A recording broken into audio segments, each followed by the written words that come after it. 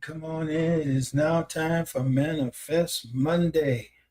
Come on in, come on in. Looking forward to having you with us on today as we finish up.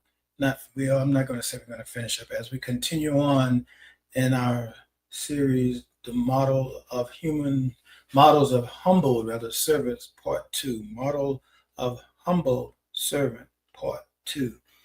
How you doing, Daisy? Still praying for you. I pray that you're doing well on today. Thanking God for all of you that will be on here. So I'm just getting my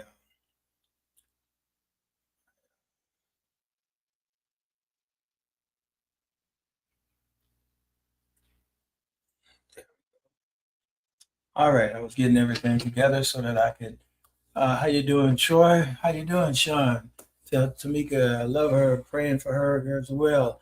All right, it is 5 o'clock. I give a few more minutes to give somebody on. Please make sure we share. Hello, Tamika. Good to see you, daughter. Praying for you as well. Uh, Praying that you are recovering well. Praying that you are recovering well.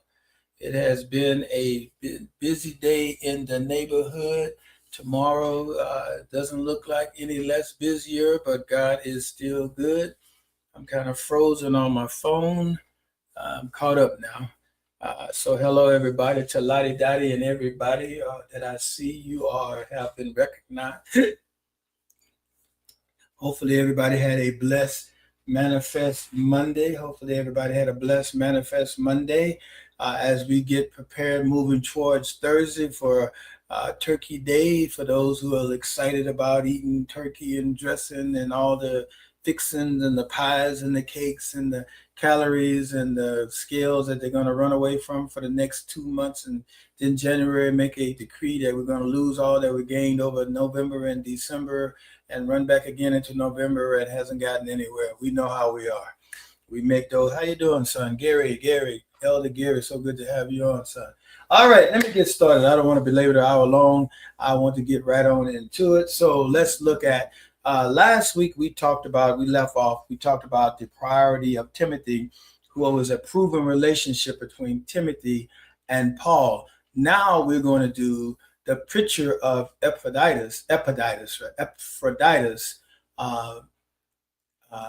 we're going to look at it from a purpose passion, looking at verses 22 to 25, chapter 2, rather, verses 25 to 21, because our chapters came from Philippians chapter 2, verse 19 to 31, I believe it is. Let me make sure I don't want to, 19 through 30, Philippians, rather, chapter 2, verses 19 to 30. Today we're going to look at the picture of Epaphroditus, and we're going to call it the purposeful passion, looking at verses 25 to 30. Paul didn't stop with Timothy when he was talking about service. He presents us with another sterling example of Christian service when we look at Epaphroditus. Notice how Paul piles up the description. He says, my brother and fellow worker and fellow soldier and your messenger and minister to my need. That was found in Philippians 2 and 25. Each title builds upon the last, creating a portrait of a man fully invested in the work of the gospel. He said, as a brother, he shared the family bond of faith. As a fellow worker, he labored alongside Paul in ministry. As a fellow soldier, he fought the good fight of faith, facing the same spiritual battles and persecution. As a messenger and minister, he represented the Philippian church and served their apostle. So let me say that again. When we look at Epaphroditus, he created a portrait, because Paul, all these things were building upon itself. When you look at Philippians 2 and 25, they build upon itself of a man who was fully invested in the work of the gospel, because we said as a brother, he shared the family bond of faith. As a fellow worker, he labored alongside Paul in the ministry. As a soldier, he fought the good fight of faith, facing the same spiritual battles and persecutions that Paul did. And as a messenger and minister, he represented the Philippian church and served their apostles. The stakes were incredibly high for Epaphroditus. Travel in ancient world was dangerous under the best circumstances. Roads were haunted by bandits, disease spread rapidly through crowded cities, and the elements themselves posed significant threat. Yet Epaphroditus undertook this perilous journey to bring aid to Paul in prison. That's servitude right there. Understanding that back in the day, the roads were filled with bandits. You could get robbed. Remember the thing about the guy going in and trying to get, and he got robbed and nobody would help him. They were robbers on the roads, diseases, because if you're in a crowded city and there's nowhere to go and everybody sick, getting running into everybody's sick, so disease spread rapidly through crowded cities. And then the threats of the elements in them itself, the weather and anything else, and the political climate, all of this he took on as a perilous journey to aid Paul in prison. This reminds me of another faithful servant, Onesius, who Paul called Onesius, who Paul commanded in 2 Timothy 1:16-18. He said, "May the Lord grant mercy on the house of Onesius, for he often refreshed me and was not ashamed of my chains. But when he arrived in Rome, he searched for me earnestly and found me. May the Lord grant him to find mercy from the Lord on that day. And you well know all the services he rendered at Ephesus." So here we go, looking at Onesimus, we're looking at Epaphroditus, showed courage in associating with a prisoner of Rome. He demonstrated persistence in completing his mission despite severe illnesses. He exhibited humility and concern in concerning himself more with others' worry than his own condition. These qualities marked him as a servant of Christ. Consider for a moment, if you will, what it meant to the Philippian church to see Epaphroditus. He was their messenger and minister to Paul's needs. The Greek word for messenger was apostolon, which means he was their official representation, their commissioned servant. They trusted him with their gifts, their reputations, and their love for Paul. In sending him, they were fulfilling Paul's early exhortation in Philippians 2:4 when he said, "Let each of you look not at his own interests, but also the interests of others." But Epaphroditus' story takes a dramatic turn. He becomes desperately ill, near to death, Paul tells us. Yet what concerned this dear brother the most? Not his own condition, but the fact that the Philippians were worried about him. Here's a man who, even in his suffering, thought more about others than himself. That's a thing right there. He thought more about others than himself.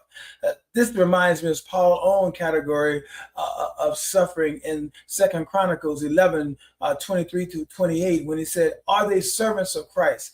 I am a better one. I am talking like a madman, with far greater labors, far more imprisonments, with countless beatings, and often near death." He said, Paul says, 5 times I received at the hands of the Jews 40 lashes, less one, because if you're a Roman, you couldn't get but 39, and he was a Roman citizen. 3 times I was beaten with rods. Once I was stoned. 3 times I was shipwrecked. A day and a night I was adrift at sea, on frequent journeys, in dangers from rivers, dangers from robbers, dangers from people of my own people, dangers from the Gentiles, dangers in the city, danger in the wilderness, danger at sea, danger from false brothers, on frequent journeys, often without sleep, in hunger and thirst, often without food, in cold and exposure. And apart from other things, there is the daily pressure of my anxiety for all the churches. Can you imagine? Here is Paul telling people about his suffering, because we complain about our little suffering, the things that we go through. Can you imagine if this was you? Let me put your name in, Paul. Would you take 5 times being at the hand of Jews, getting 39 lashes? Would you take it at the hands being beaten with a rod 3 times? Would you take a hand being stoned once? Would you take a hand being shipwrecked 3 times, and a day and night adrift in the sea. Would you take in hand having dangers in the sea and robbers and your own people and dangers from the Gentiles and dangers in the city? Can you imagine all of this? Is what he was going through for the gospel. Yet and still we make excuses for the gospel, for not serving the gospel or spreading the gospel. We have more concern about our jobs than we do about the ministry. Let me just drop that right here. We are more concerned about our jobs than the ministry. We don't miss days of work, but we'll miss days in ministry. We don't miss days of going TAD, but we'll miss days of going to a conference if it's requested. We don't miss days of doing, but we will miss days at church because I need a break. I need whatever. Paul here epitomizes what it is to suffer for Christ. He epitomized what it is to suffer for Christ. Like Paul, Epaphroditus knew the cost of ministry. He nearly died for the work of Christ, risking his life to complete what was lacking in your service to me. That word risking here comes from a Greek word that describes gamblers who risk everything in a throw of a dice. Epaphroditus gambled with his life for the sake of Christ and his church. He gambled with his life for the sake of the church and Christ. Can you imagine? He gambled it all. He nearly died for the work of Christ. We have a problem if we have to go after work to do the work of the Christ. He nearly died. He risked his own life. He did all these things to make sure he got stuff to Paul, who was in prison. He was ill, but yet and still he went to take care of Paul. Oh, what a picture of a model of a humble service. What a picture. We looked at Timothy. We're looking at Epaphroditus. Now let's look at the practice for the day. Personal priorities. So let's look at application. That's number 3. Let's look at this for a moment. When we look at modern ministry, we often focus on the visible leader, the pastors, the evangelists, the missionaries, the prophets, the teachers, the apostles. But the church has always depended on the Epaphroditus, those faithful servants who work behind the scene, take risks for gospel, serve without recognition. These are the people who clean the church building, who prepare communion, who visit the sick, who maintain the church finances, who pray faithfully for others. This brings us to this critical question. What does all this mean for us today? These aren't just historical portraits to admire from a distance. They are calls to actions, invitation to us to follow in their footsteps. I need to say that again. This brings to mind, what does all this mean for us today? These are not historical portraits. It's not historically talking about Timothy. It's not historically talking about Epaphroditus. These are portraits that we are to admire, or that we are supposed to admire from a distance. But they are called for us to action. There are calls to action and invitations to follow in their footsteps. I'm making a call to action on today that we follow in the footsteps of Epaphroditus, that we follow in the footsteps of Timothy, that we think more of others than we think of ourselves, that we don't put our jobs more important than ministry, that we don't put our own agendas more important than ministry. First, we must consider our investment in others' spiritual welfare. What is your investment in other spiritual welfare? Timothy's genuine concern stands as a challenge to our own self-focused lives. When was the last time we lost sleep over someone else's spiritual condition? When did we last set aside our own interests to advance Christ? In Galatians 6:2, Paul commands us, bear one another's burdens, so fulfill the law of Christ. This isn't an option. It is at the heart of what it means to follow Christ, that we bear one another's burden, thereby fulfilling the law of Christ. It's not an option. It's at the heart of what it means to follow Christ. Secondly, we need to examine the integrity of our service. Both Timothy and Epaphroditus demonstrated consistent, faithful ministry patterns. I'm going to say that again. They demonstrated consistent, faithful ministry patterns. They didn't serve when it was convenient or comfortable. They served when it was costly. Oh, I want you to hear me on that. They didn't serve when it was convenient or comfortable, when it didn't cost them anything. They served when it was costly, sacrificial service. This calls to mind Paul's charge to Timothy in 2 Timothy 2:2, and he said, "And what you have heard from me in the presence of many witnesses, entrust to faithful men who will be able to teach others also." The gospel advances through faithful people investing in faithful people. Oh, put this down. The gospel advances through faithful people investing in faithful people. You want to know how the gospel advances? Through faithful people investing in people. I'm going to say that one more time for the Holy Ghost. It advances through faithful people investing in faithful people. Finally, we must consider our level of passionate involvement in Christ's work. Epaphroditus risked everything. Are you willing to risk everything? Romans 12:10 challenges us. Love one another with brotherly affection. Outdo one another in showing honor. Love one another with brotherly affection. Outdo one another in showing honor. Romans 12:10. When we see others serving faithfully, do we honor them? Do we support them? Do we join them in the work? When we see others serving faithfully, do we honor them? Do we support them? Do we join them in the work? This passionate involvement in Christ's work isn't just about doing more activities.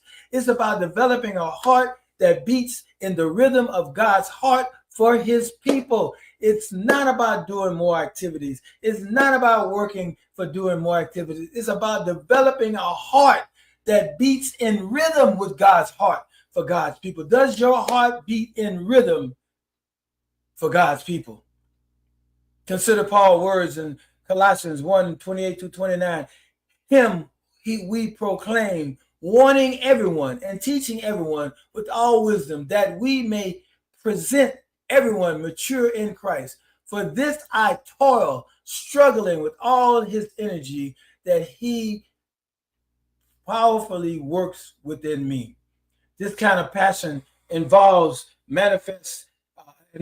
manifests itself in various ways. Sometimes it means staying late after church to counsel someone in crisis. Sometimes it means opening your home for Bible study even when you're tired from a long day at work. Sometimes it means giving sacrificial to support work of the ministry or help a brother and sister in need. Sometimes it means speaking in truth and love even when it might cost you a friendship. In our comfort-oriented culture, this level of commitment might seem extreme.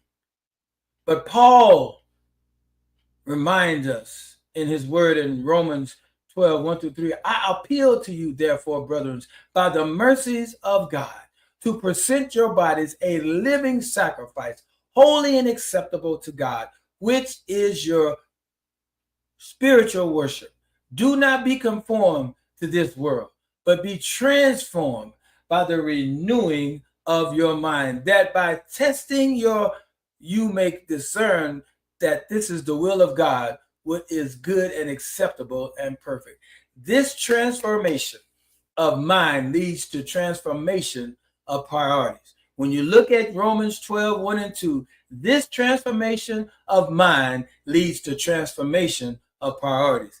This transformation of mind leads to transformation of priorities. When we truly grasp what Christ has done for us, how can we not give our all for him and his work here on the kingdom, on earth?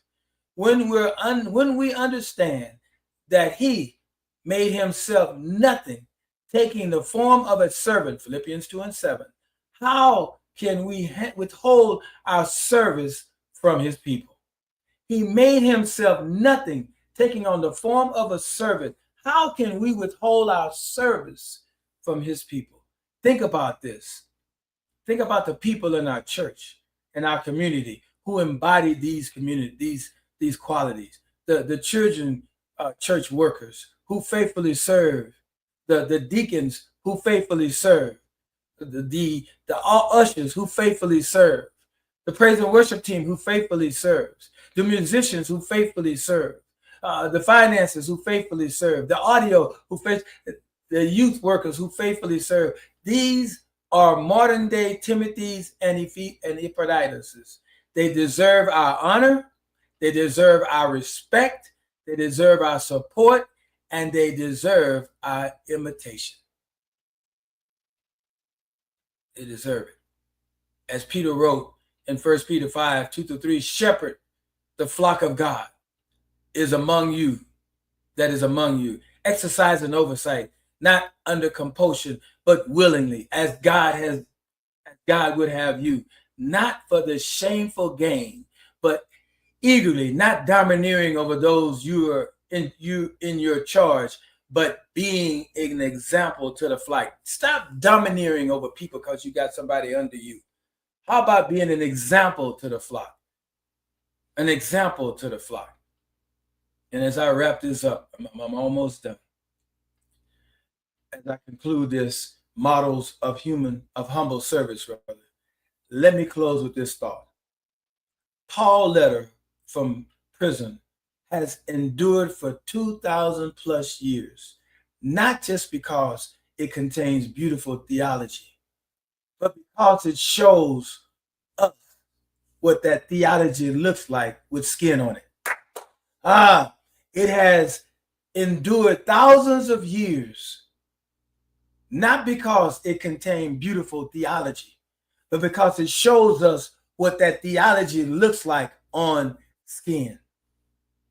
Timothy and Epaphroditus reminds us that the greatest theological truths are most beautiful when lived out in ordinary lives of extraordinary commitment.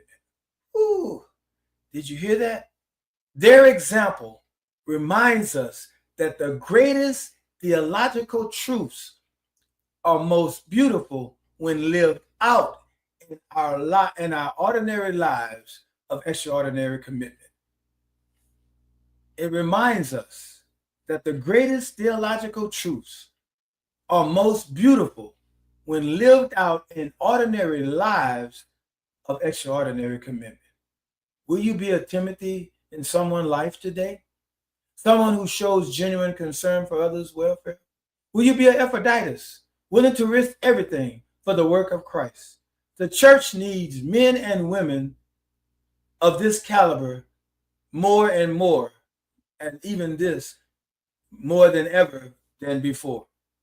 Remember, those weren't super Christians with superpower.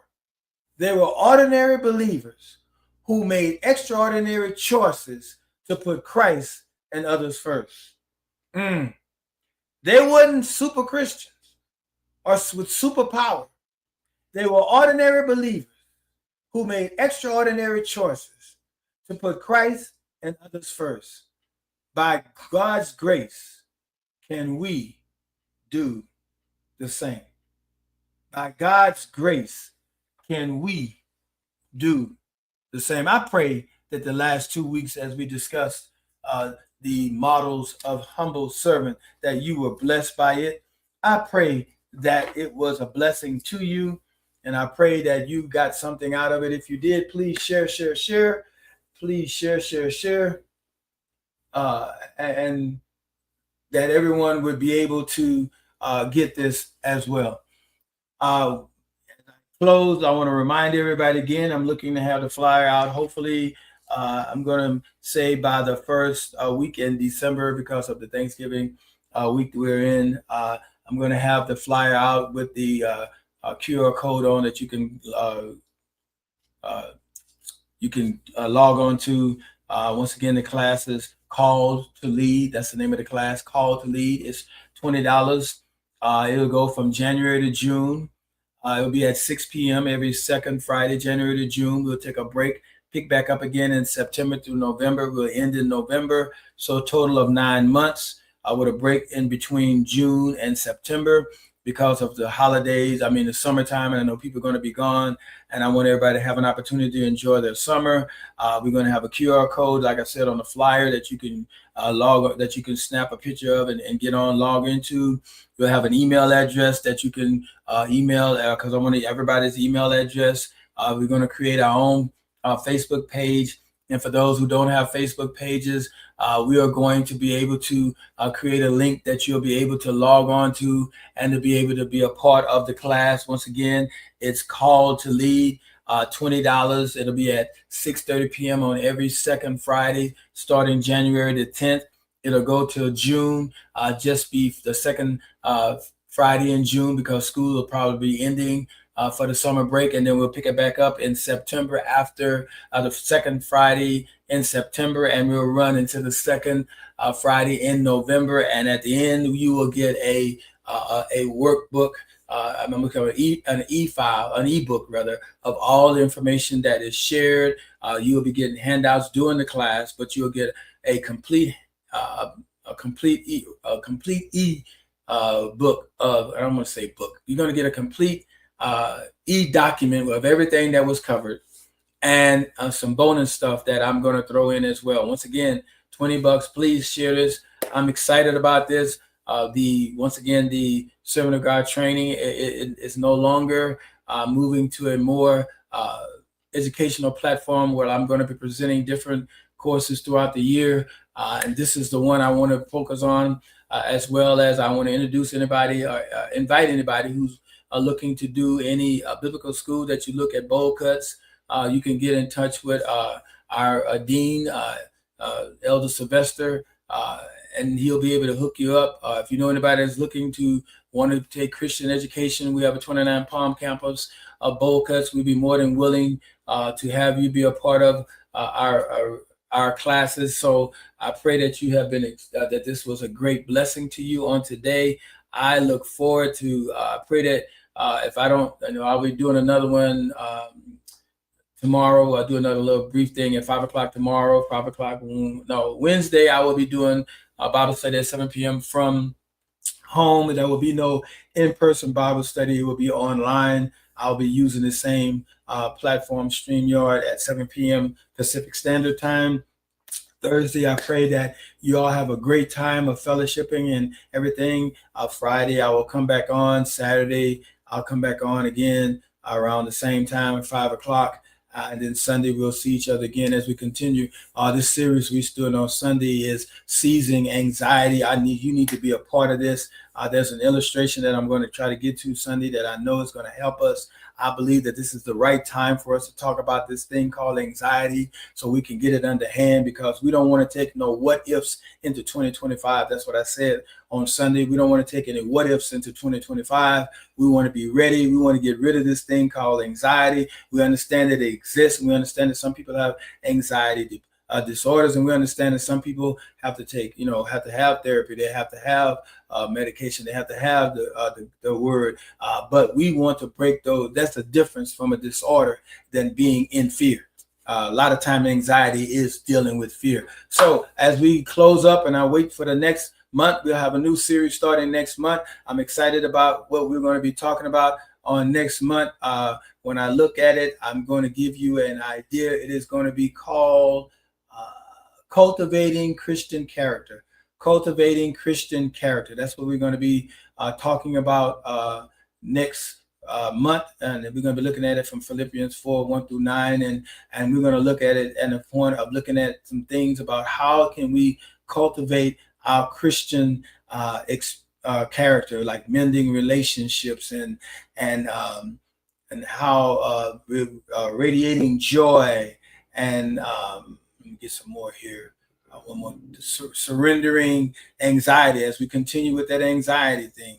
And then we're looking at training our thoughts. I'm just excited about it. So please join me next month as we go through Cultivating Christian Character. That is going to be our Manifest Monday for the month of December. Cultivating Christian Character. I look forward to seeing you. And then at the place where I preach the most, We like to build, evangelize, and equip. Why? Because we love God, we love people, and we love giving hope. I pray that you have a blessed rest of this week, and grace and peace be multiplied unto you. And until I see you again, love you.